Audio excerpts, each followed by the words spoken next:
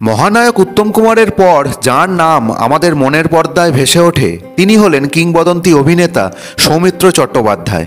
অপুর সংসার, বসন্ত বিলাপ, হীরক রাজার দেশে, অভিযান, চারুলতা, সাত পাকে বাঁধার মতো সিনেমাগুলি আমাদের কাছে ইমোশন হয়ে রয়ে গেছে।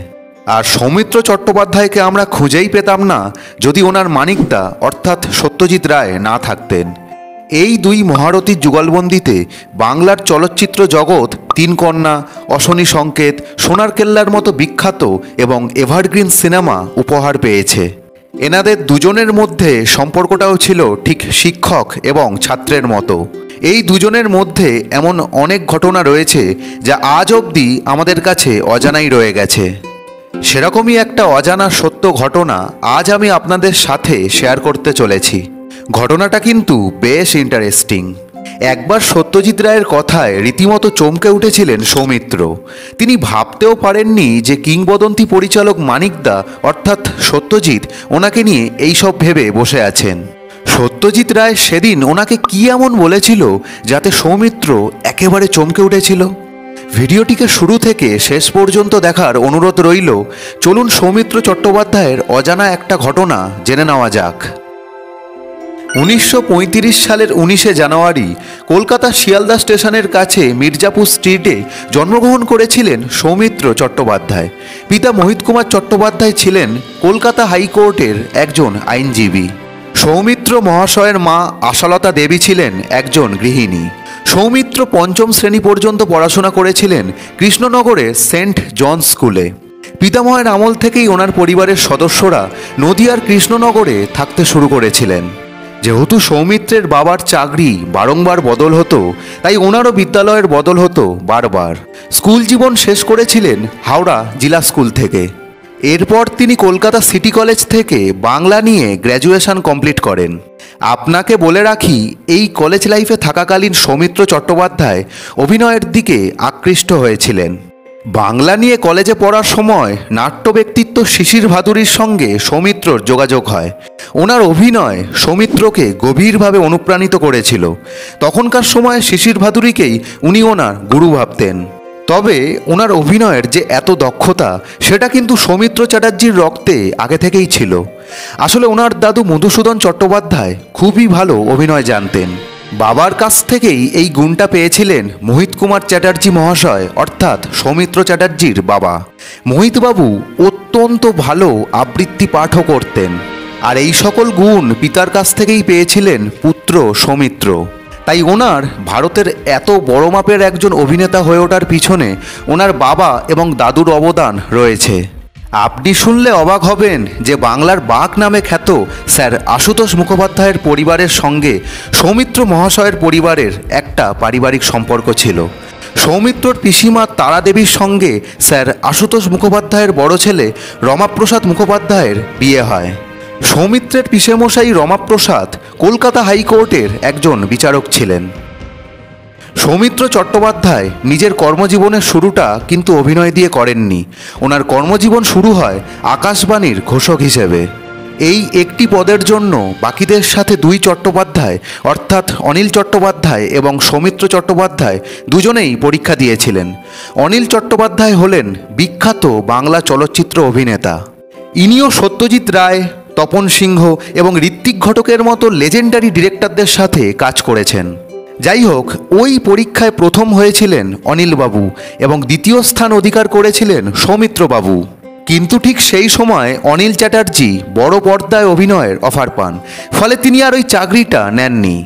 সৌভাগ্যবশত চাকরিটা পেয়ে গিয়েছিলেন সৌমিত্র চট্টোপাধ্যায়। কিন্তু ওনার মূল লক্ষ্য ছিল একজন অভিনেতা হওয়া। তাই চাকরির পাশাপাশি তিনি থিয়েটারে অভিনয় করছিলেন এবং বড় পর্দায় অভিনয়ের জন্য অডিশন দিচ্ছিলেন। সালটা ছিল 1956। কিংবদন্তি পরিচালক সত্যজিৎ রায় অপু ট্রিলজির দ্বিতীয় পর্ব অপরাজিতর জন্য নতুন মুখ খুঁজছেন। সত্যজিৎ মহাশয় বরাবরই নতুন প্রতিভাকে প্রাধান্য দিতেন।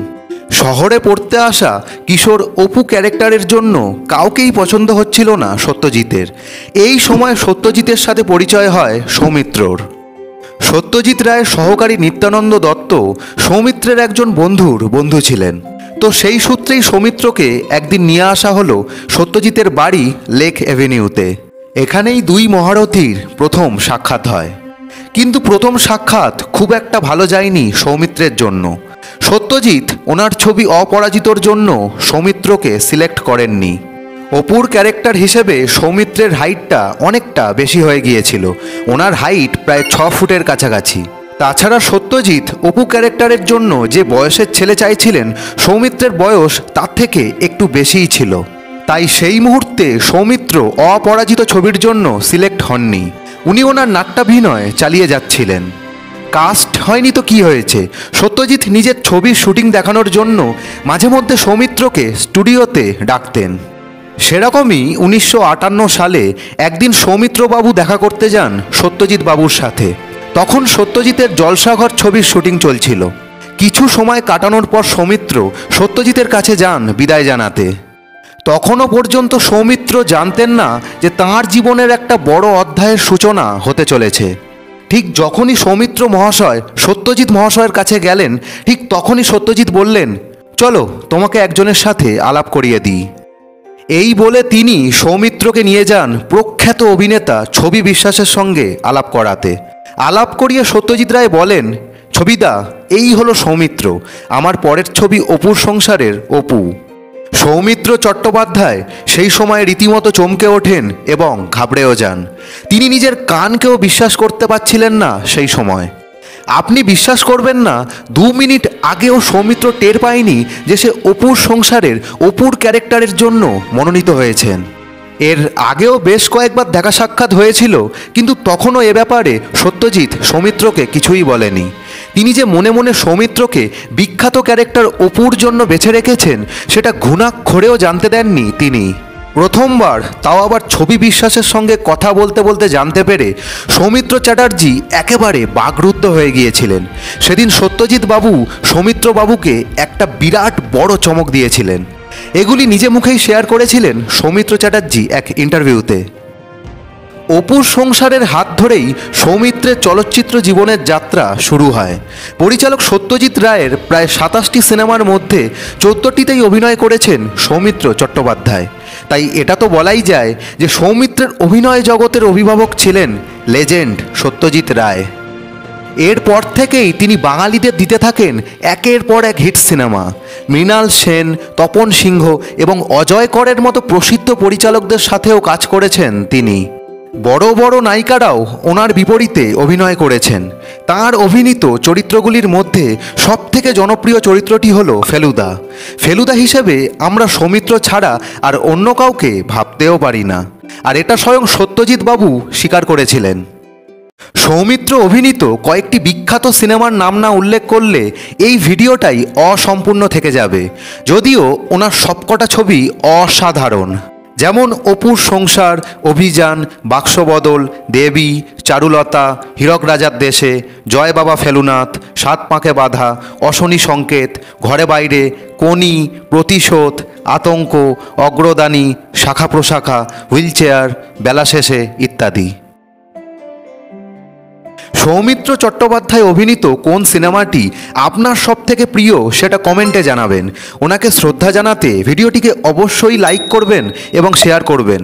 এরকমই অজানা ঘটনা পরেও জানার জন্য চ্যানেলটিকে সাবস্ক্রাইব করে রাখবেন। নিজের মা বাবার খেয়াল রাখবেন।